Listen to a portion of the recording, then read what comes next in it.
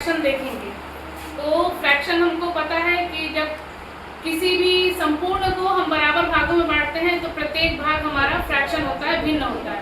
तो इस संपूर्ण पेपर को अगर हमको 1/2 हिस्सा बताना है बच्चों को, तो इस पेपर को हम ऐसे इस तरीके से मोड़ के बच्चों को बता सकते हैं कि ये हिस्सा हमारा 1/2 है।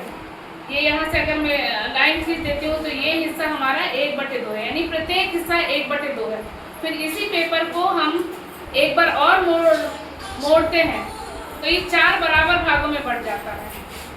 तो हर भाग कितने के बराबर होगा? अगर हमको बच्चों को दिखाना है कि 1/4 हिस्सा कितना है, तो ये 4 बराबर भागों में बट गया है और ये हिस्सा आपका 1/4, यानी हर हिस्सा आपका 1/4 होगा। अब अगर हमको बच्चों को बताना है कि अगर इसको एक बार और हम मोड़ते हैं तो 8 बराबर भागों में बढ़ जाएगा, तो प्रत्येक हिस्सा 1/8 के बराबर हो जाएगा।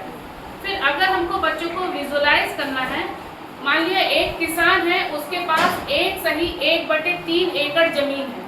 तो ये पेज एक सही 1/, किसी किसान के पास कितनी एकड़ जमीन है? एक सही 1/3, और एक सही 1/3 को हम लिख सकते हैं 4/3। यानी मान लीजिए ये किसान के पास ये कितनी एकड़ जमीन है? 4/3 एकड़। एक सही 1/3 यानी 4/3 एकड़ जमीन है। तो ये इस पेज को हम मान लेते हैं कि 4/3 एकड़ जमीन है, और उस 4/3 में से किसान 1 एकड़ जमीन बेचना चाहता है।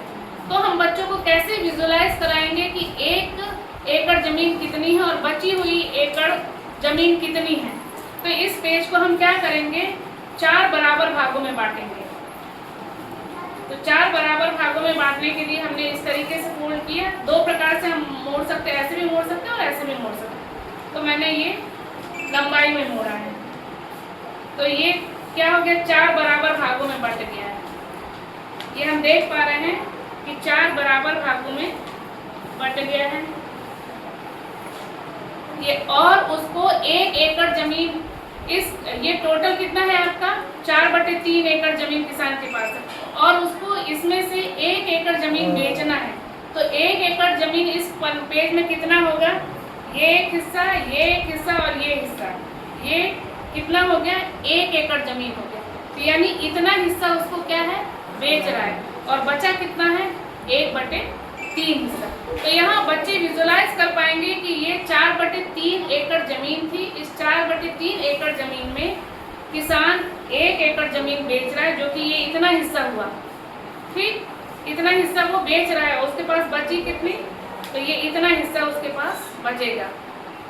ऐसे ही एक और एग्जाम्पल अगर हम देखें कि अगर किसान के पास 2 सही 2/3 एकड़ जमीन है, यानी 8/3 हम लिख सकते हैं। 8/3 का मतलब है कि इस पेज को हमको कितने भागों में मोड़ना पड़ेगा? इस पेपर को हमको 8 बराबर भागों में फोल्ड करना पड़ेगा। ये एक बार हमने फोल्ड किया, फिर एक बार फोल्ड किया, और फिर एक बार फोल्ड किया। तो ये कितने भाग में बट जाएंगे? 8 बराबर भागों में बट जाएगा। तो ये 8 बराबर भागों में इस तरीके से बट गया है। 2 3 4 5 6 7 8, 1 2 3 4 5 6 7 8। अब यहाँ अगर उसको 1 एकड़ जमीन बेचना है तो 1 एकड़ जमीन कितना होगा?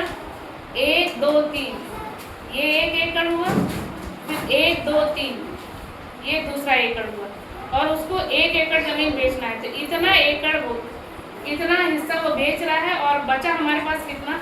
यहाँ से लेकर यहाँ तक ये उसके पास जमीन। तो हम बच्चों को विजुलाइज आसानी से करवा सकते हैं कि मान लो कितना एकड़ जमीन है, कितना मैंने बताया था?